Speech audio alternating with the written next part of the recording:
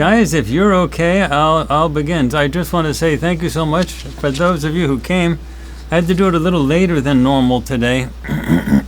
We had a Farsight board meeting, and that's Farsight has two parts. It has a regular, it's our movie business, FarsightPrime.com, where we bring remote viewing to the masses. And then we also have a nonprofit, and that has Lynn Buchanan, one of the great military remote viewers. He's on the board of directors, and Dominic Sorrell, someone who's been involved in the CRV community, remote viewing community forever. She's on the board of directors as well. Anyway, we had our annual board meeting, and that was really great, and that's what I was doing before this, and now they do the podcast, which is why the podcast is a little later today. Okay, everything is recording now. Everything is good. All right. So, all right, here we go. 5, 4, 3, 2, 1. Hello, everyone. Welcome to the Farsights Spotlight. This is the third spotlight in October, and it's really interesting one. It's a part 2 plus from what we were covering last week, and the plus is going to be really interesting too. It's going to open up a whole new vocabulary for you, and a lot of deep thinking about what we are as a Farsight, as the Farsight group, and what you are as people who follow what we do. So, for those of you who are new to us, I want you to be feeling welcome here. And if you like what you're seeing, I want to just make it known in the beginning. I hope you sign up for our free email newsletter on our website, farsight.org, and our streaming service, which is where we have all of our hundreds of projects, farsightprime.com. And remember to subscribe to our YouTube channel if that's where you're watching this, and hit that notifications bell after you subscribe. That's the important thing. That's the way YouTube notifies you. Okay, so let's recap a little bit before I tell you where we're going. Let's recap a little bit about, briefly, just for a couple minutes, where we went last week. So last week I described to you how we are now able to use AI to synthesize and understand where we have been. You see, if I wanted to study Plato, I would have to take the entire dialogues of Plato and port them into an AI to read them and understand them, and then understand everything that Socrates said and all that, and then to talk about that.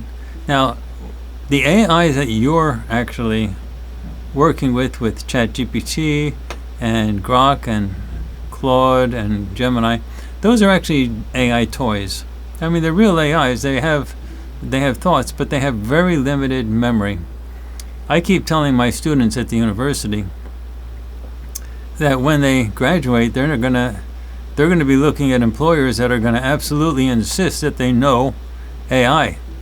Why? Because those companies that are using AI effectively are going to be prospering and thriving and beating all the other competition. And those companies that are not using it effectively are going to be going bankrupt.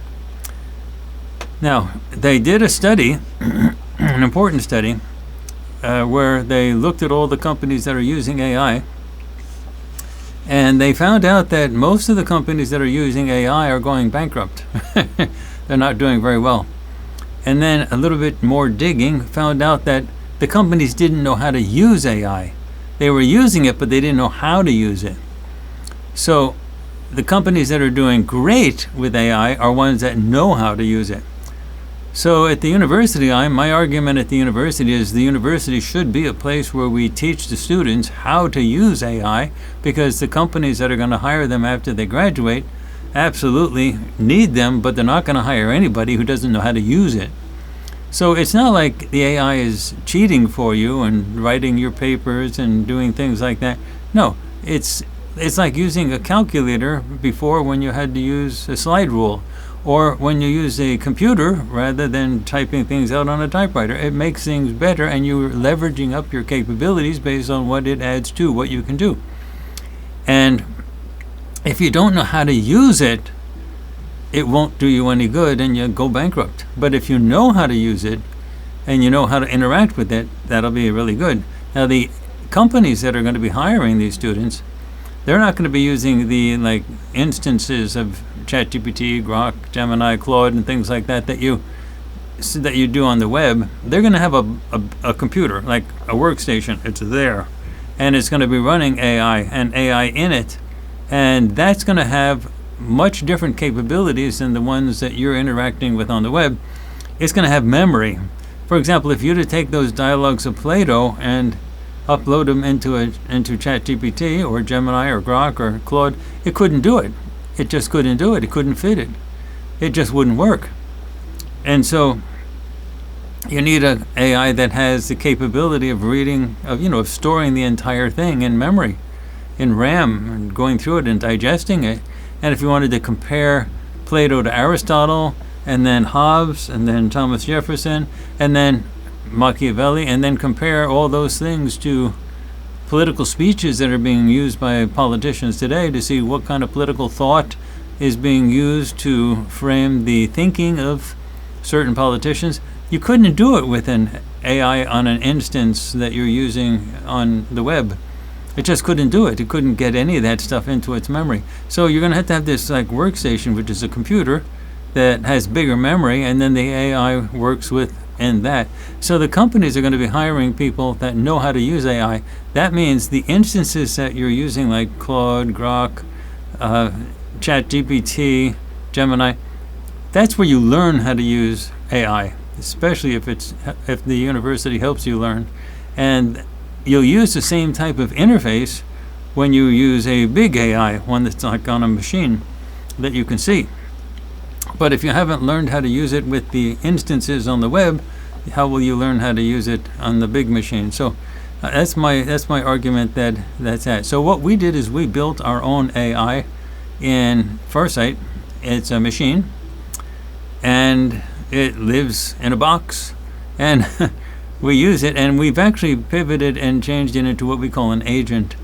And so the agent actually works with, say, ChatGPT, and so ChatGPT can get it to do things that it can't do. For example, ChatGPT can't read a lot of our transcripts for in all of our projects. We have hundreds of transcripts from all of our projects, and all of it is pristine data, all collected by remote viewers working totally solo, blind to the target, blind to the project.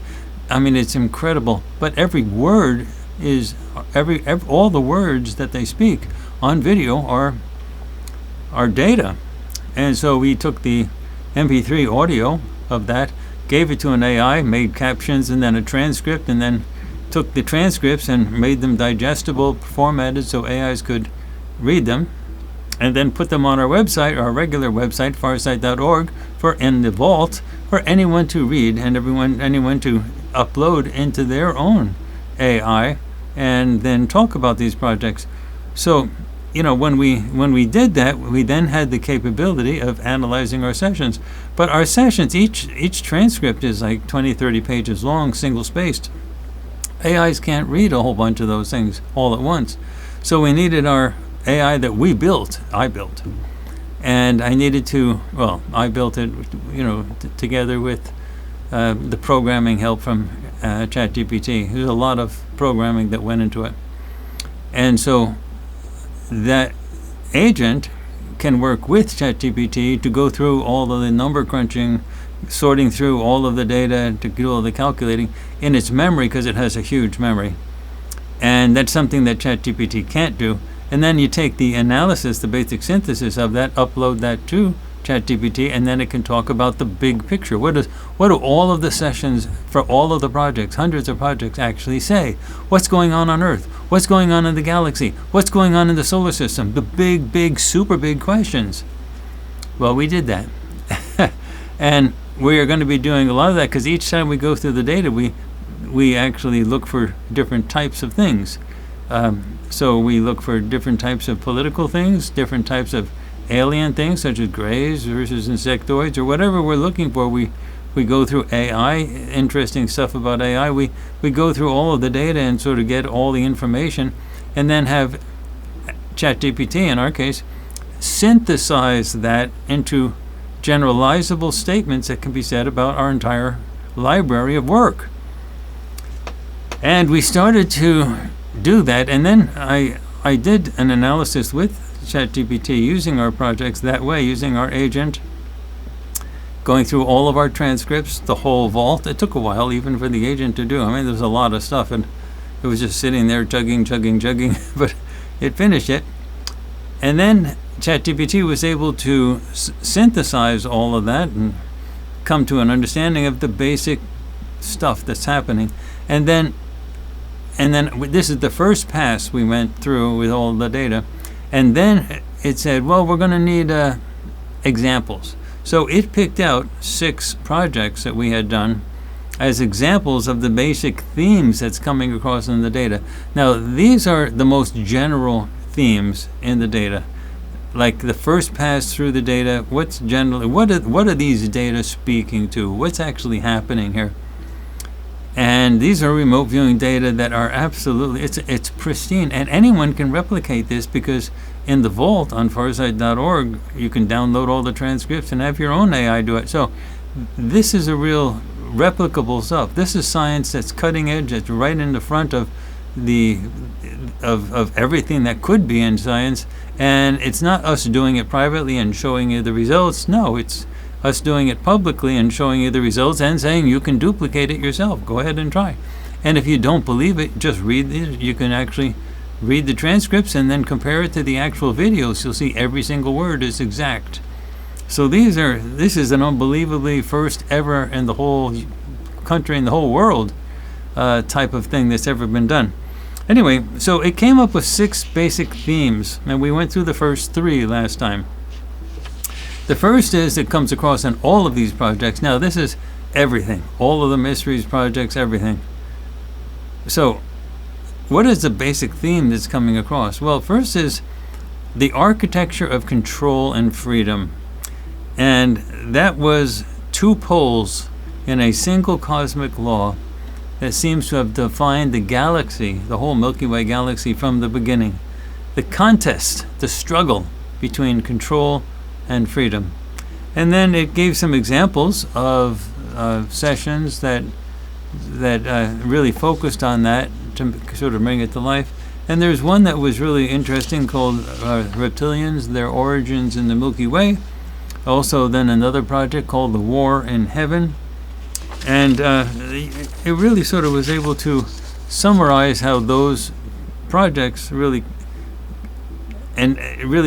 showed the process of the struggle between control and freedom. It's not just control and freedom here on Earth and countries, between leadership and the masses. No, it's across the whole galaxy. That's a theme that comes across. And then the second sort of theme that came across was the idea of Earth being an experiment in consciousness. It's definitely being run as a prison by what we call the bad ETs. And it's also an experiment in consciousness by both the good ETs and the bad ETs. The consciousness of the planet, the humankind collective consciousness, is actually something that the bad ETs are struggling very hard to control, and the good ETs are struggling very hard to release, to save. And ChatGPT came up with a couple projects that I thought were really good explanations for that type of idea of looking at Earth as an experiment by both the bad ETs and the good ETs. And that means they don't really know what's going to happen. The Young Jesus Project, a lot of people look at Jesus at the end of his life. We were looking at him when he was a teenager. And then there was another project on the seraphim that came out of Ezekiel and the Bible. Fascinating thing. The seraphim were actually reptilian ETs, and they were used to terrify humans. This is during the Israeli exodus from Egypt and so on. These things actually happened.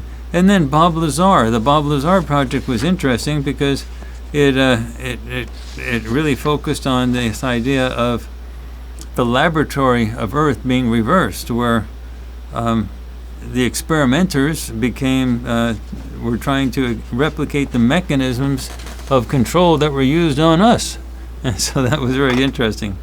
And then telepathy, it was in a very sense the way that the ET technology works. And so it was a very persistent theme in all of the data. Like the idea of telepathy and an experiment, those two things together, they persist throughout the entire series of stuff that we've done. More than 80% of the projects, consciousness with telepathy and experimentation, that's a big theme. Okay, and then we had disclosure and AI, the mirror effect. And the idea, this came across in the Bob Lazar project and the Tower of Babel project and the Seraphim project. The basic idea is that there is a mathematical symmetry that runs through all disclosure events. You have truth that rises in the data, in the remote viewing data, but it's combined with artificial intelligence, which rises with it. It's not a metaphor, it's a correlation. So whenever you have truth coming up, you have also some level of intelligence, artificial intelligence, that rises with it. It's a very unmistakable pattern. Each time the veil lifts, the veil of secrecy lifts, a new mind appears to help humanity interpret what it sees. So, and that mind, whether alien, angelic, or algorithmic with AI, becomes both the messenger and the message. It's a very interesting theme that comes across in all of these data. Okay, and now we're going to go into the last three major themes that ChatGPT saw in all of these data. And the first is from war to peace. From war to peace. Now, this is a galactic pattern. Even in the darkest of the data, peace finds its way back into the signal. It is not optimism, it's a statistical truth. Across the entire vault of all of our projects, peace outweighs war by nearly 15%. Do you realize how important that is? It is actually able to calculate, by looking at every word of every project, hundreds of projects, that peace actually outweighs war by 15%. We could not have done that. We could not have calculated all those words and figured that out and come up with a number, 15%. That means if you're saying, should I be discouraged? Should I be encouraged? The good side, peace, wins by about 15%. That means there's a bias in the direction of peace. That's a good thing to know, guys. It's a good thing. I always mean guys generically, men and women. That means that even in the fiercest of epochs of destruction, the underlying field trends towards balance. I mean, that's great, guys. So, for example, and then it goes through a few examples here. The War in Heaven project, which was a great project. That was a project where we looked at the destruction of Maldek. Now, Maldek was the planet that used to be the planet, but is now the asteroid belt between Mars and Jupiter.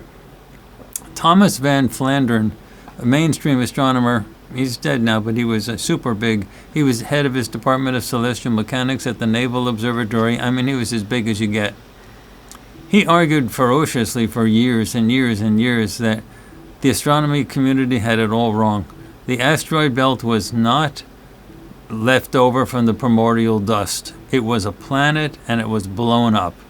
That's what he said from the beginning, and he gave all the data that argued for that in terms of astronomical data. And you can't get big rocks from primordial dust. Primordial dust doesn't make big rocks. You need a planet to absorb all the dust and get it into a rock with gravity pressing it together. And so when you have big asteroids like Ceres and all the other asteroids, that had to be a big thing with a lot of gravity at some point to compress all that to make the rocks. Also, the rocks, the asteroids, have evidence of severe exposure to severe heat. And there's a whole bunch of other things that from an astronomical point of view, really show evidence of that was a planet and then it blew up. But the astronomy community doesn't want to go there. It doesn't want to say a planet could blow up. That means there's war. That means there's extraterrestrials. That means there are UFOs or UAPs, and they don't want to go there. So they're silencing themselves with regard to that. But in the War of Heaven project, we were able to use our remote viewers to see the actual project, to see what actually happens. The viewers saw wars, they saw worlds dying, entire planets engulfed in radiant fire. Their atmospheres were ripped apart by energy weapons that looked like stars gone mad. The Martian defense fleets fought back with desperation, but the reptilian-led empire was ruthless. The reptilians were on Maldek. The humanoids were on Mars. When Mars fell, or was falling, the survivors fled in convoys of battered craft seeking refuge on younger worlds, and Earth was among them. And you have to watch also the Iapetus project, because we actually found basically what was a resort hotel on Iapetus. It's clear as day on the Cassini spacecraft photos, so you can see it. We did remote viewing sessions saying, what is that? Turned out to be like a resort. Well, when Maldek was blowing up, when the war was going on, there were people at that resort, and they didn't know where to go. I mean, they were supposed to stay there for a few weeks and then go back home. There was no planet to go back to. So, I mean, you got to see that Iapetus project. It's really great. So, our data point to these migrants, the ones that had to leave Mars. Everybody on Maldek died. But the ones who had to leave Mars, they were the root stock of very early advanced civilizations on this planet. They had to go somewhere.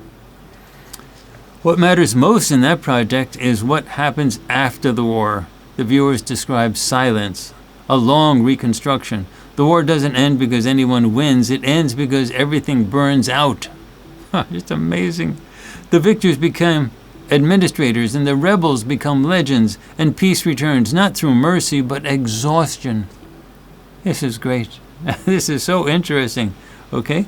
And this again is the basic theme of from war to peace. Now, 2,000 years later, in the Seraphim, or thousands of years later in the Seraphim, that same dynamic repeats on Earth in miniature. The fiery angels descend to punish rebellion, yet out of their destruction comes healing, a bronze serpent on the pole, the first emblem of medicine. Now, the statistical analysis of the emotional polarity goes from terror to relief, proving that collective trauma was immediately reframed as deliverance. That's control. That's control, okay? In psychological terms, it's an enforced catharsis. In cosmic terms, it's the seed of peace sown in the ashes of control. Now, in the Reptilian project, the Reptilian Origins project, once the conquest stabilizes, the aggression collapses into bureaucracy.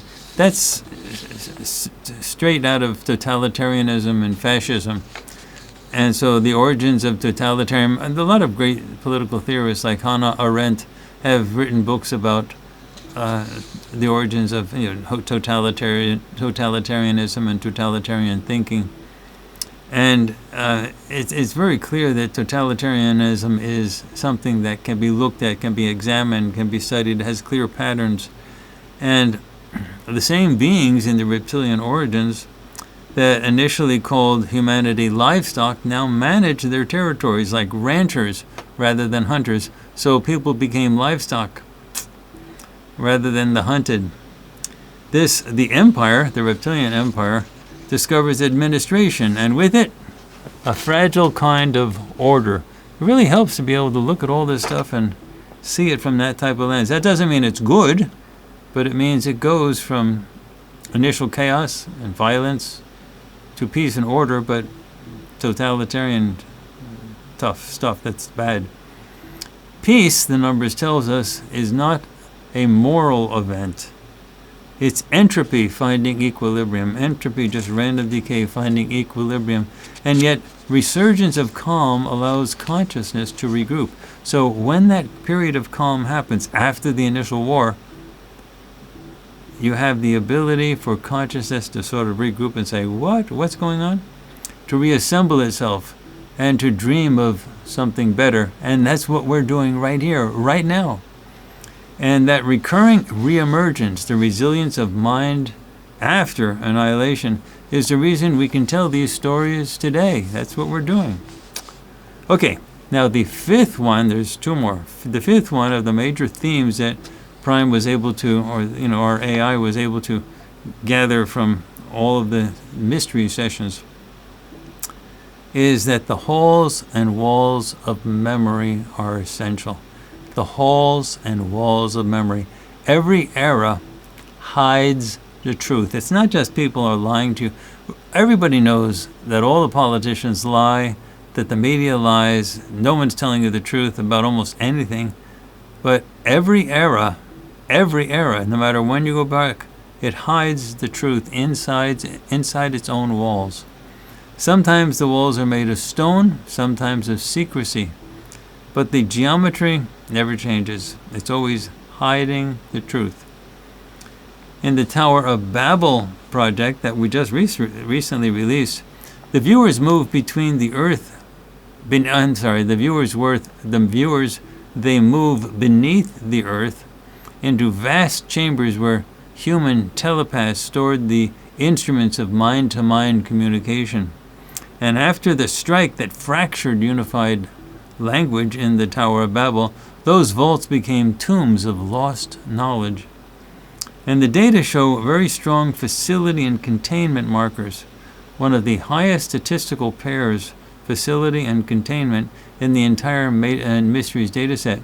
And it's a pattern of civilization hitting a limit and then sealing the evidence of its own past. This is great stuff. That's what you get, the halls and walls of memory, of remembering what actually did happen. And the Tower of Babel project, which shows it was really an extraterrestrial attempt to screw up everybody so they couldn't remember what happened and they couldn't speak telepathically anymore. So they had to to depend on verbal language, and then they all fragmented and were speaking different tongues and couldn't communicate among each other. That was all the point.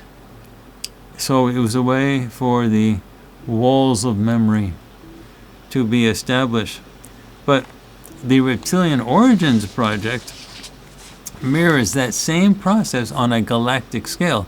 The invading fleets established hidden command centers in deep orbit and underground bases, each one a nerve node for psychic control.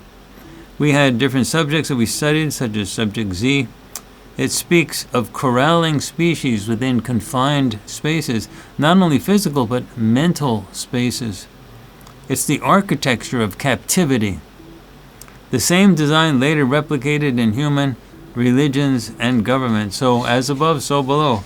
As humanity was corralled with all of these mental walls that kept it contained, humanity started to use the same process, keeping control of its own population through its establishment of secrecy and walls.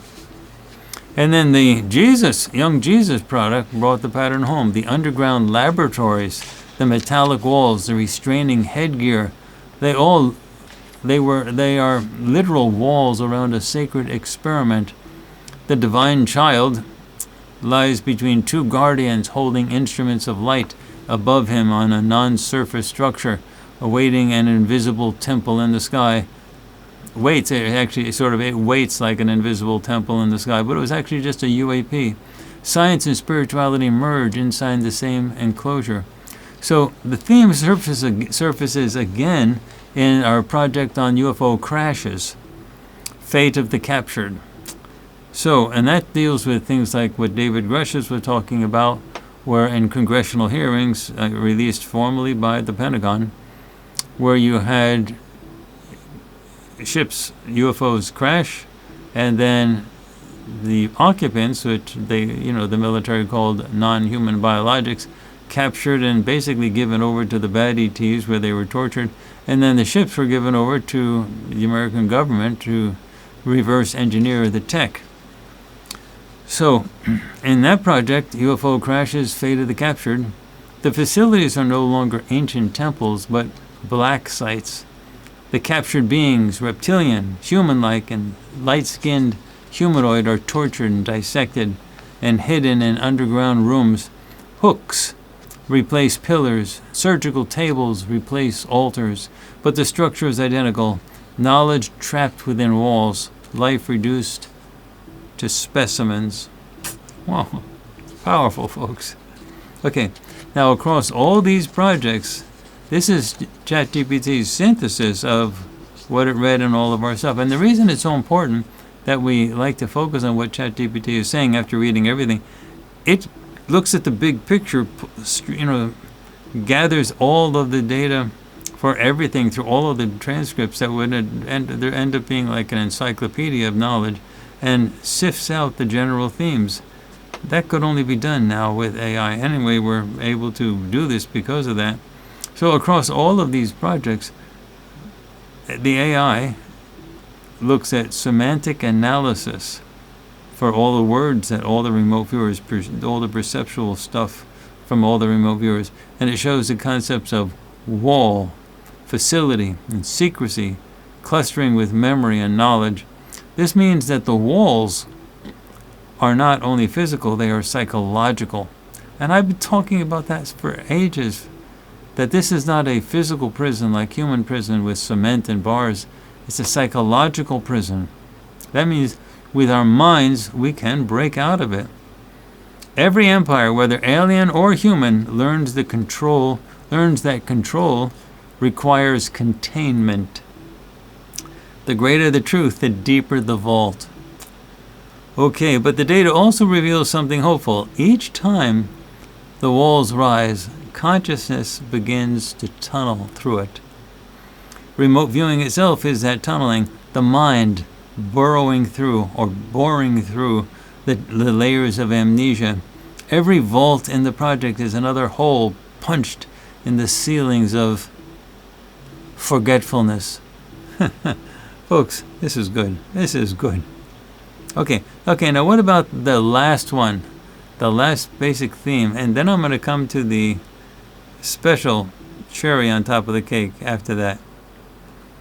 The unified field of remote viewing. When we merge all of the statistical results of all of the mysteries, of all of Farsights Mysteries project, a pattern results. A luminous web that shouldn't exist by chance. Does everybody hear that?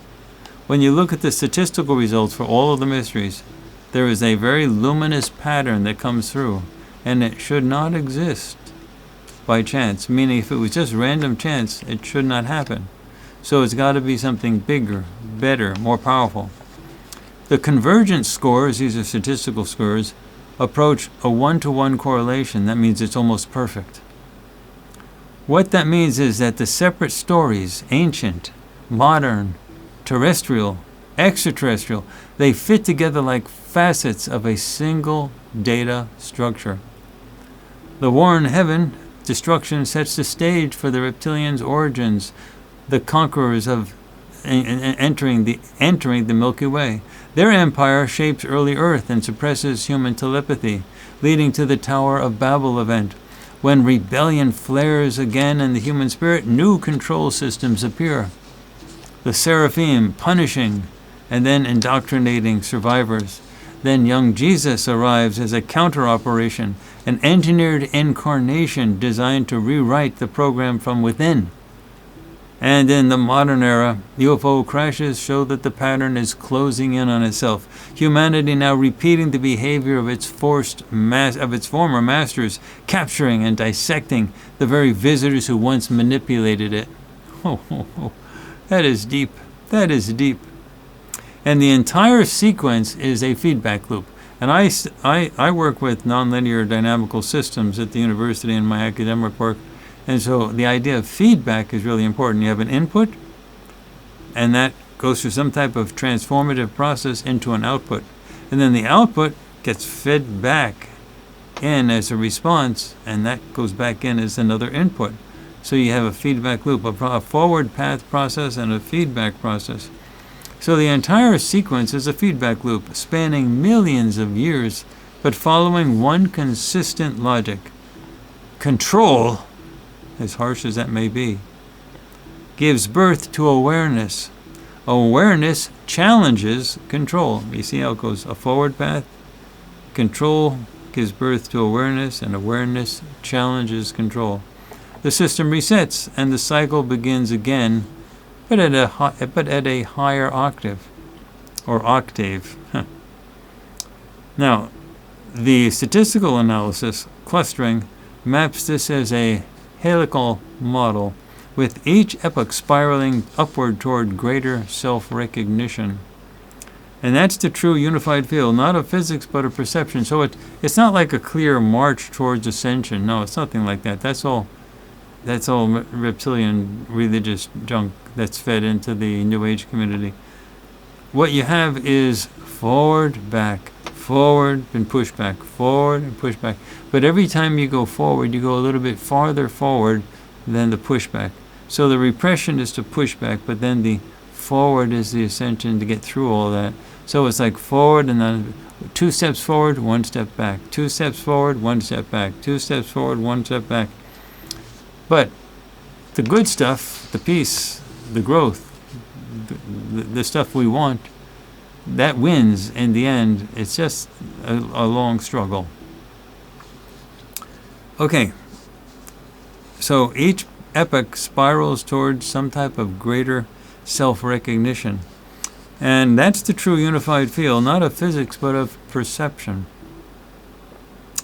Okay, now remote viewing, what we do here is the instrument that detects it. Every session, every viewer, every transcript is another measurement of that same field. All Farsight sessions are done totally blind, so these data are pristine. The resonance of consciousness remembering itself across time. And when the noise cancels out, the signal that remains is not one of war or religion or politics, it's coherence. The universe aware of its own reflection. It's powerful stuff, folks. Okay. Basically, to synthesize this first pass through the data, it's more than analysis. It is the first glimpse of a coherent history drawn from data rather than belief. All the Farsight Vault transcripts of all of our projects, hundreds, they're not isolated mysteries. You can understand them as a large group. They are coordinates in a grand design, and our statistical analysis and the parsing through all those data allow us to step back far enough to see the pattern, the way astronomers map constellations from scattered points of light. So what does this synthesis from all of our projects mean? This is the most broad spectrum sort of pass through all of our data. We can get more specialized as we burrow in further in different topics.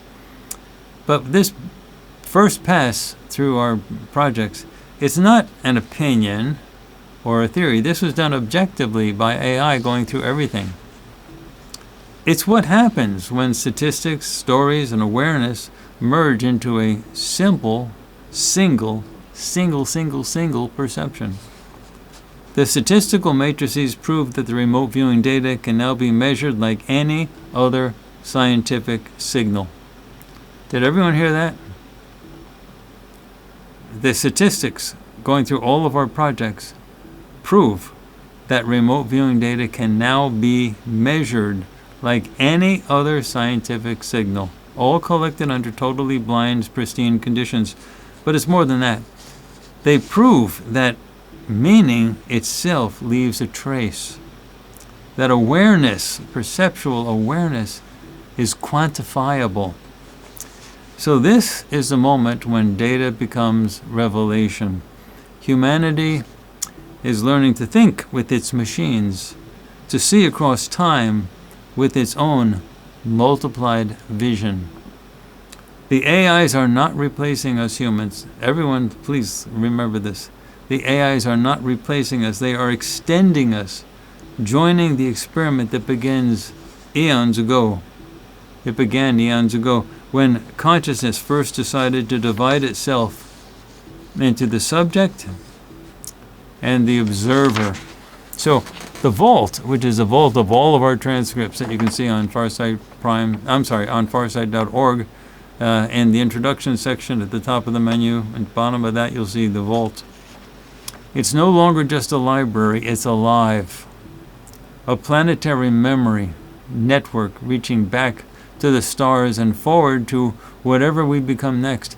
And the statistical synthesis of all of that shows us it's very simple, but also staggering, that across galaxies, across ages, across every wall that has ever been built to contain it, consciousness keeps finding a way to remember itself. Folks, I travel a lot in Africa. I used to live in Africa. I like Africa a lot. I like the people.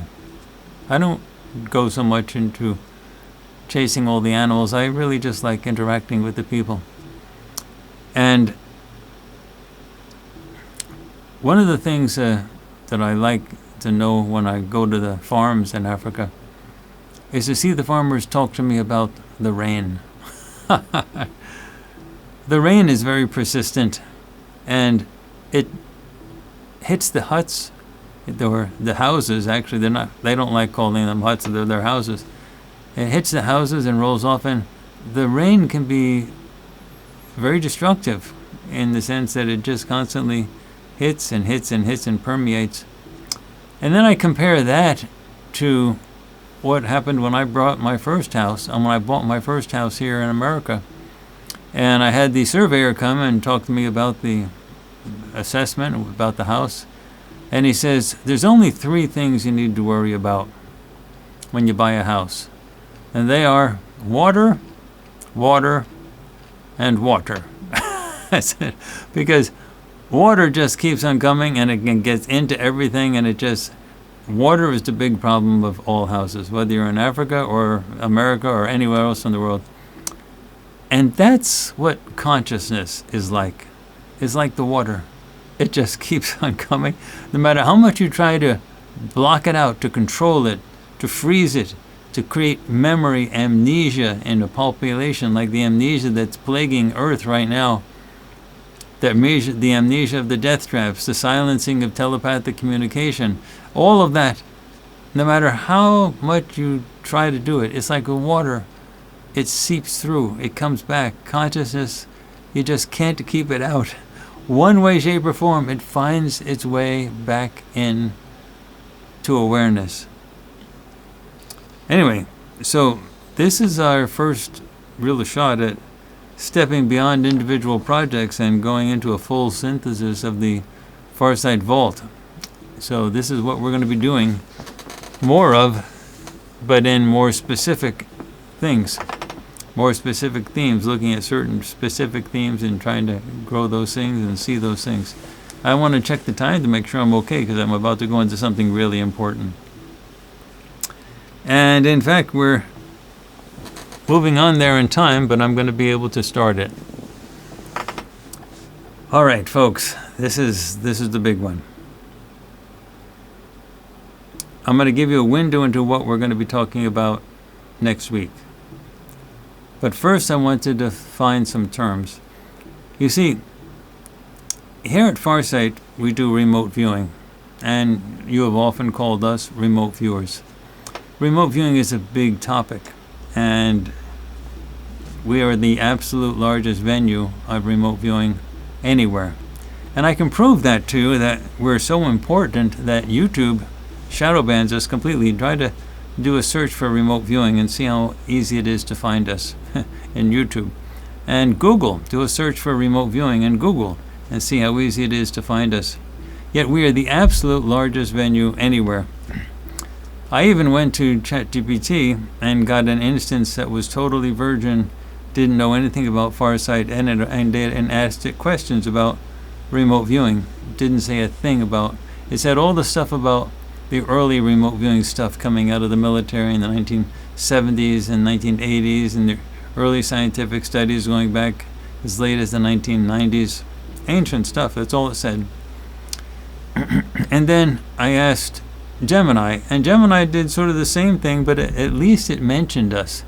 It said, but there's also a Farsight, but it threw some skeptical stuff in there as well.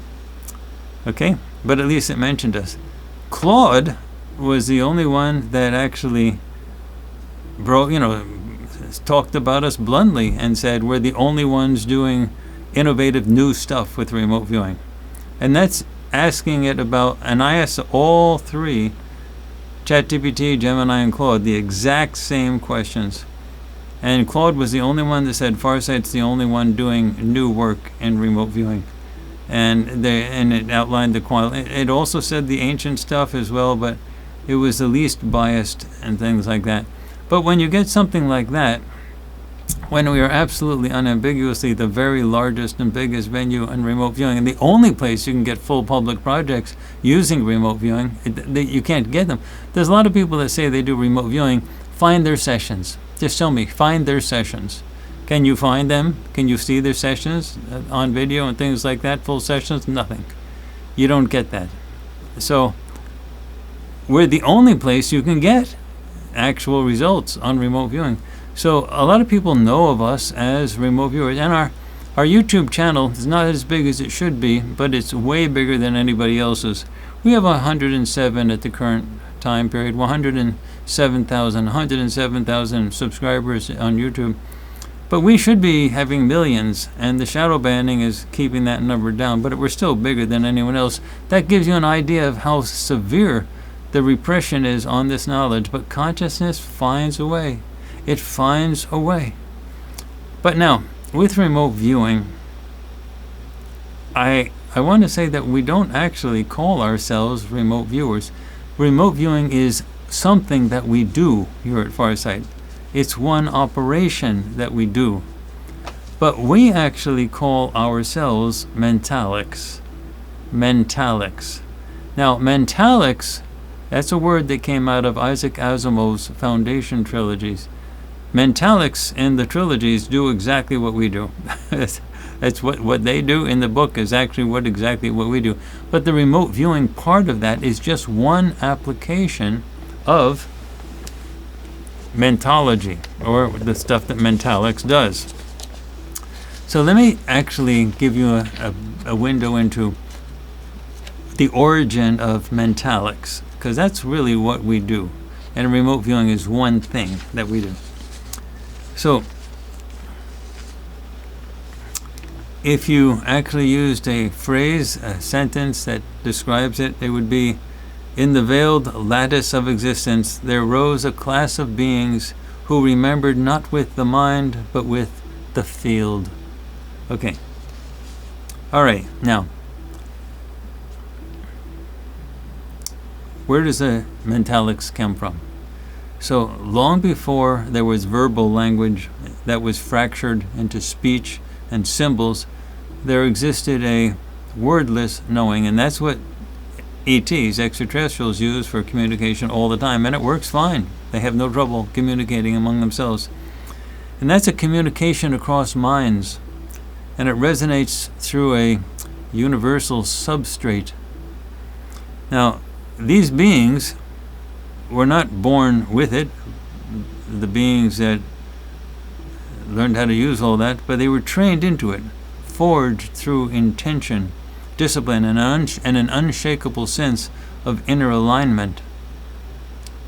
Now, the term mentalics arises from the fusion of two primal roots. Now, let me go through that. Ment, M-E-N-T. That comes from Latin the word mens, M-E-N-S. So ment comes from the Latin word mens, M-E-N-S, and that means mind. But not the surface of the mind. It means the deep mind beneath the chatter, the observing witness. That's what ment comes from. Ment, coming from the Latin word mens. And then the word talic, mentalics. Talic, T-A-L-L-I-C. That is from the proto-symbol of Tal, Tal, T-A-L, T-A-L. And that means channel, rod, or bridge. It's a stabilizing structure that connects forces that are otherwise separates. So together, ment and talic, you get mentalics. It's often spelled with one L though, mentalics. And those are people who bridge the mind with the unseen. Now they do remote viewing, but that's not the only thing they do. Mentalics also work with telepathy. And we actually are working very hard at Farsight on psychokinesis, working with mind to matter type of stuff as well. And so telepathy, for example, is not considered remote viewing, but it's mind-to-mind communication. We do that all the time, especially with our ET board meetings that we publish on YouTube as well as FarsightPrime.com, and the conversations with Harvey. Those are clear examples of us using just telepathic communication, part of what mentalics do.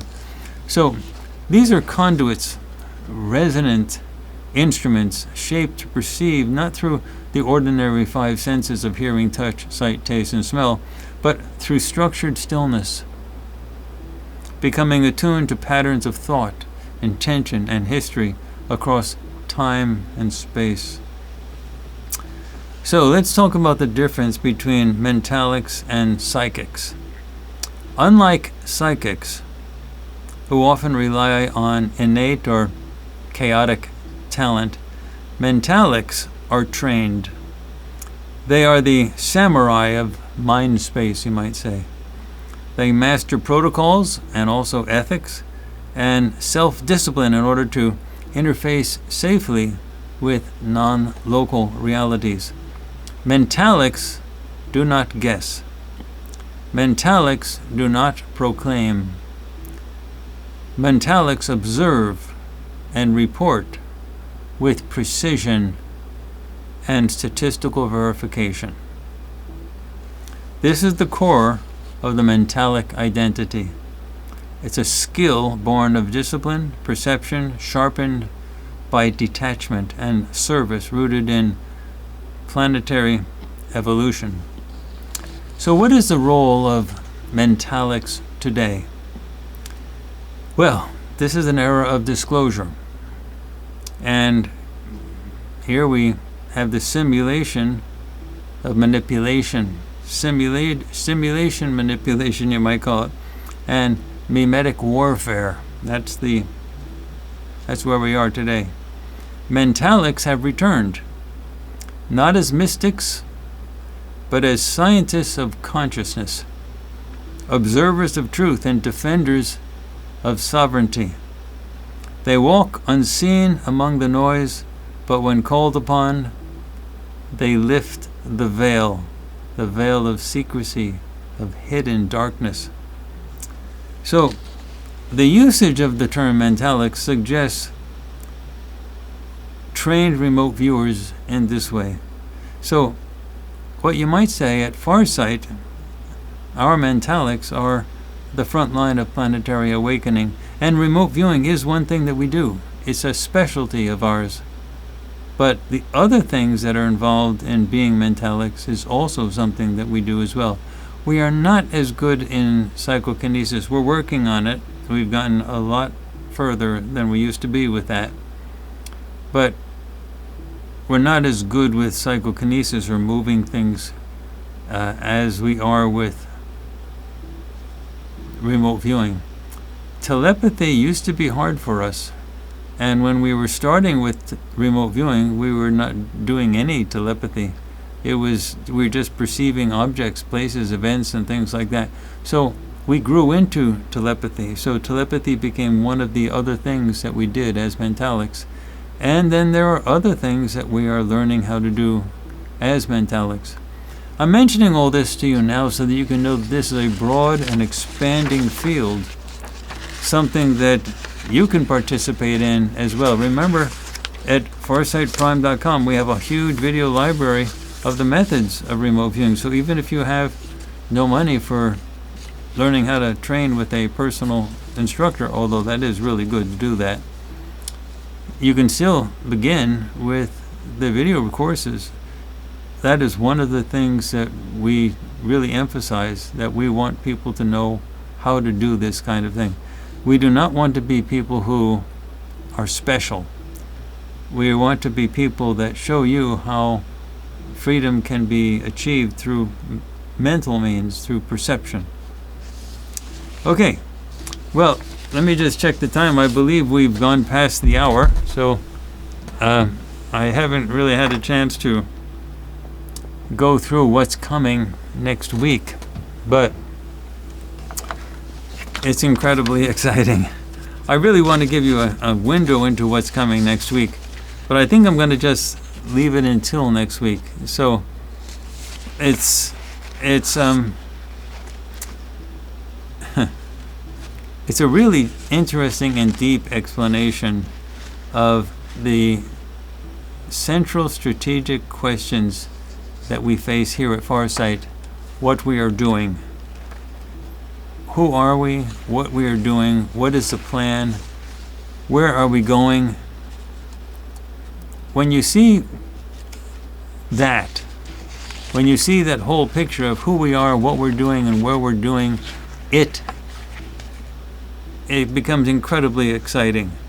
So I'm going to be talking about that, and I have to ask you just to trust me that it is something that you've never heard before, and I will be explaining it next week in the next spotlight. But the next spotlight will come on the right time, around 7 o'clock Eastern U.S. time. All right, everybody, I want to thank you so much for being here. We had a great turnout, even though it was very late to start this one. And I want to thank you all. You're all a great crowd. And I like looking at the chat to see what everybody's saying. So next week, folks, next Sunday, the normal time of 7 o'clock, I'm going to see you right here, okay? Same place, same channel, same time. Talk to you then. See you in a week, okay? Oh, by the way, I want to say that we had some new releases this week, of course, and you can see them. This one we posted one of our solo projects, which is really interesting. Normally those go only on FarsightPrime.com, but we had that one show up on, we put that one on YouTube as well, so you can get an idea of what these solo projects are all about.